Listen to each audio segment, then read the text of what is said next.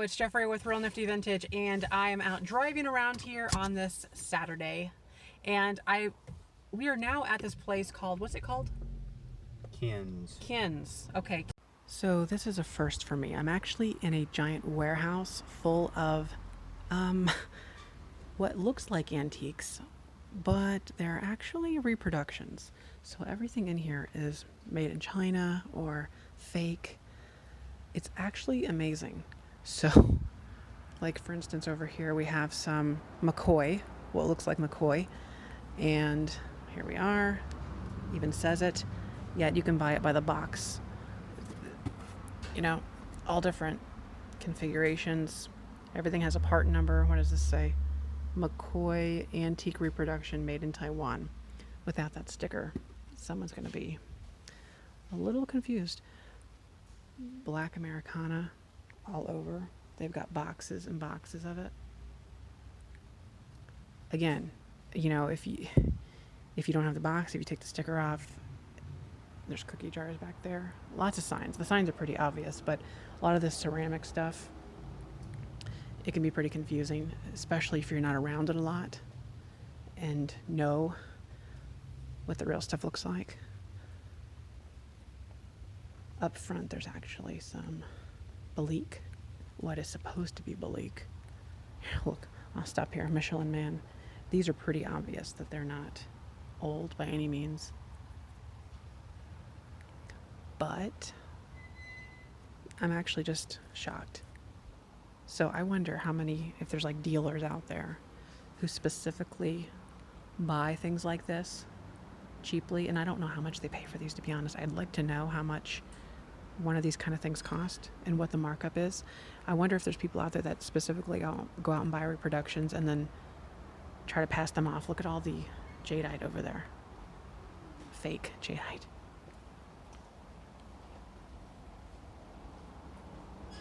I see a lot of this kind of stuff at boutique kind of places. Oh my, we're in a metal building. Because this is really popular. But I see a lot of this reproduction stuff at retail settings. Like I said, there is some lookalike Belique up here. Let me take you to it.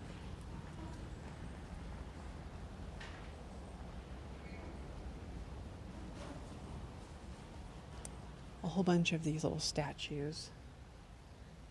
But that caught my eye because at a distance you'd think that that is Belique until you turn it over. Made in China. Derby is the name brand. And it's like chunkier. It feels really chunky compared to real Belique. This big thing caught our attention when we walked in just because of its size, but it's actually not old at all. And these are plastic globes. You can tell that they're blown even from about 8-10 feet away. You can tell that they're not glass. They are blown plastic. Little Coke bottle openers. Amazing. Honestly though, you can tell if this is not old just by holding it and feeling it. Just has a cheaper quality to the real thing.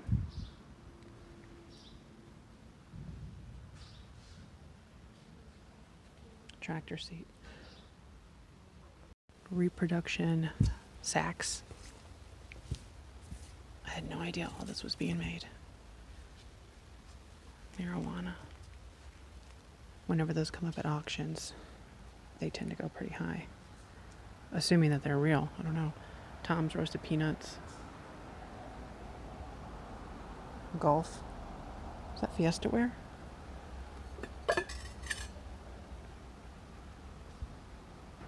That's what it says. Homer Laughlin, HLC Fiesta.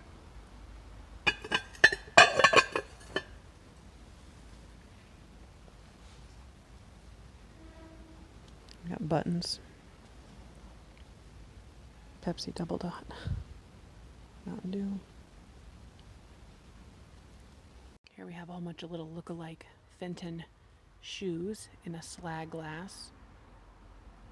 And then over here is a replica egg scale. A whole bunch of those. And the price is $24. P24 stands for $24, I found out. So they're probably paying about half of that, or maybe even a little bit less than half.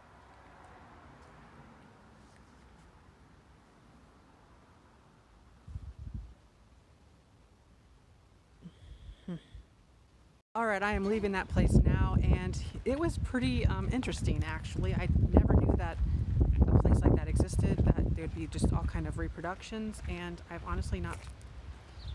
not seen reproductions like that all in one place. So, and I am here at Rend Lake Antique Mall. This is actually the third time I've been to this antique mall. I enjoy it so much, and so we are about to go on into this antique mall and see if there's anything that I would like to buy for myself. I'm kind of in the mood to find something unique and interesting for myself, not really to resell, but of course I'm always looking. So we are going to go ahead and go on in. This is exactly what I was talking about, boutique settings. All these like little signs and things.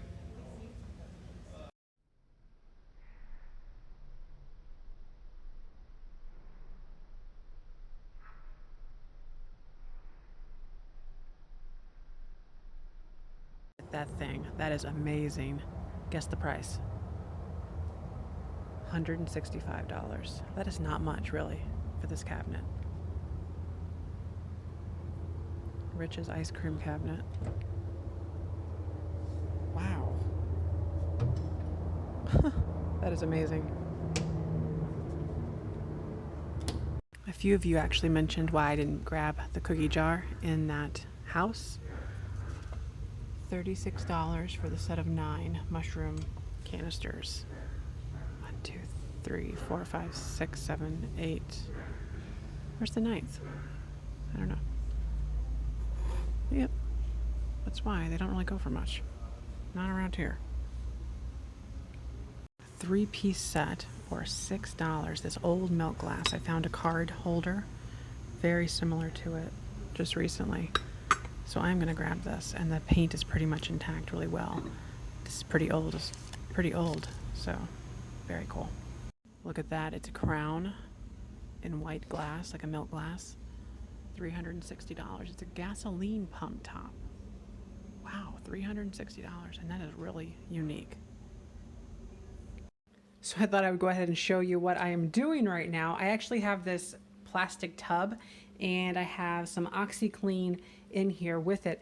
The water, as you can tell, it's already kind of getting murky, but what I'm going to do is actually leave this for hours, 6 hours, maybe longer. Let it soak in here. I feel like I'm an old-timey washer with my hand in here.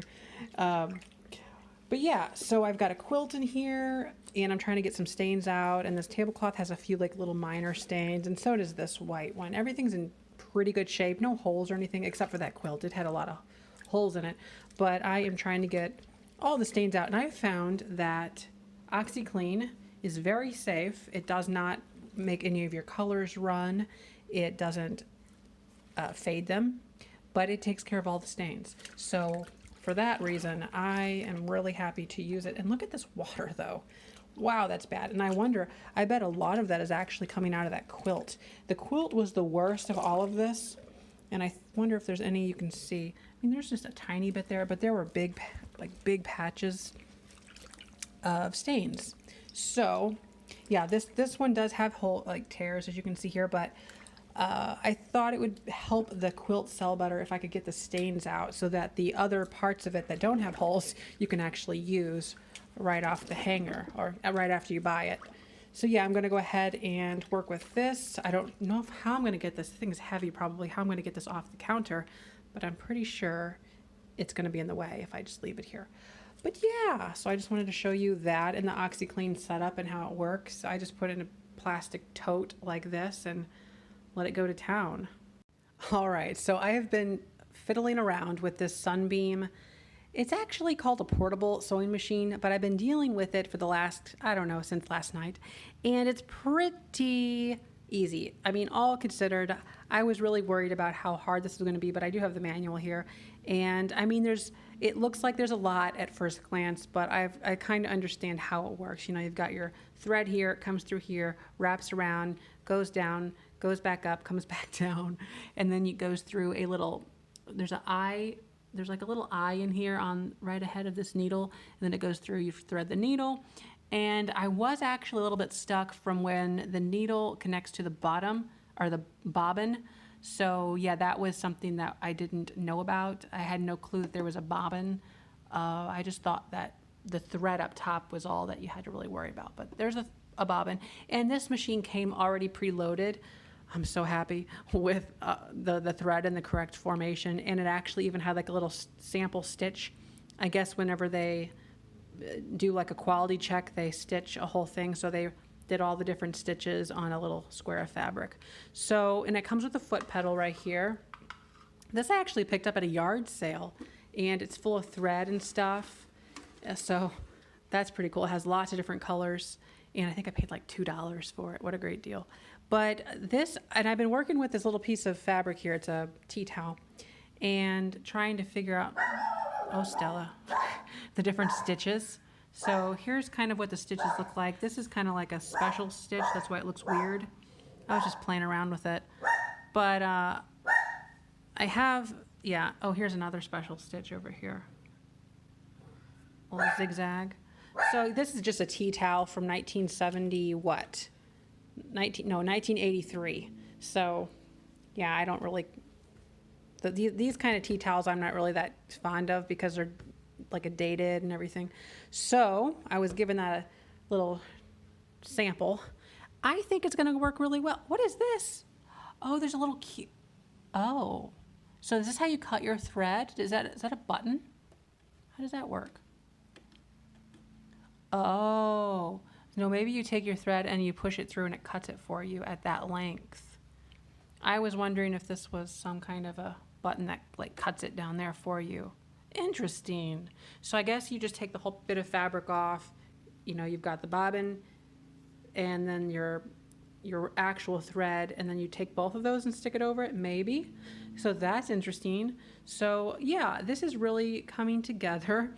So I can sew a straight line pretty well. I was kind of going parallel to the seam here and playing with the thing, and it doesn't go super fast. It's kind of like like that. And I think there's a faster speed too. I haven't tried that one. But yeah. So I do have some tea towels that I'd like to repair. But other than that, it's just a useful thing to have here if I wanted to hem something of my own. Really happy about that.